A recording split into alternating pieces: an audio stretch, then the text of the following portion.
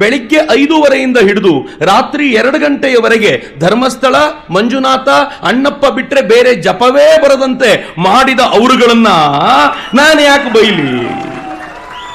ನನ್ನಲ್ಲೇನು?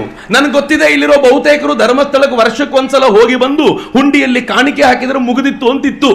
ಆದರೆ ಟಿವಿ ಚಾನೆಲ್ಗಳು ದಿನ ಬೆಳಗಾದ್ರೆ ಧರ್ಮಸ್ಥಳ ಧರ್ಮಸ್ಥಳ ಧರ್ಮಸ್ಥಳ ಅಂದು ಅಂದು ಅಂದು ಕಳೆದ ಕೆಲವಾರು ದಿನಗಳಿಂದ ನಿರಂತರವಾಗಿ ಮಂಜುನಾಥನ ದರ್ಶನ ಆಗ್ತಿದೆಯಲ್ಲ, ಕಾರಣ ಆದವ್ರಿಗೆ ಹೆಂಗ್ ಬೈಲಿ? ಹಿಂಗಾಗಿ ಬೈಲಿಕ್ಕೆ ಹೋಗೋದಿಲ್ಲ, ಏನು ಹೇಳ್ಕೊಳ್ಳೋ ಅಗತ್ಯ ಇಲ್ಲ.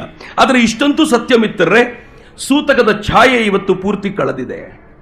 ಈ ಸೂತಕದ ಛಾಯೆ ಕಳೆದಿರುವಾಗ ಸಂಬಂಧವೇ ಇಲ್ಲದ ನನಗೆ, ನಾನು ಧರ್ಮಸ್ಥಳಕ್ಕೆ ಯಾವ ಸಂಬಂಧವೂ ಇಲ್ಲ, ನನಗೆ ವೀರೇಂದ್ರ ಹೆಗಡೆಯವರ ಕುಟುಂಬ ನನಗೆ ಯಾವುದೇ ಬಂಧುತ್ವ ಇಲ್ಲ, ನಾನು ಜೈನ ಕಮ್ಯುನಿಟಿಗೆ ಸೇರಿದವನಲ್ಲ. ಇನ್ನೊಂದು ಹೆಜ್ಜೆ ಮುಂದೆ ಹೋಗೋದಾದ್ರೆ ನಾನೇನು ಬಹಳ ಶ್ರದ್ಧೆಯಿಂದ ಪ್ರತಿ ಸಲ ಧರ್ಮಸ್ಥಳಕ್ಕೆ ಹೋಗ್ಲೇಬೇಕು ಅಂತ ಹಠ ಹಿಡ್ದೇನು ಹೋಗೋದಿಲ್ಲ.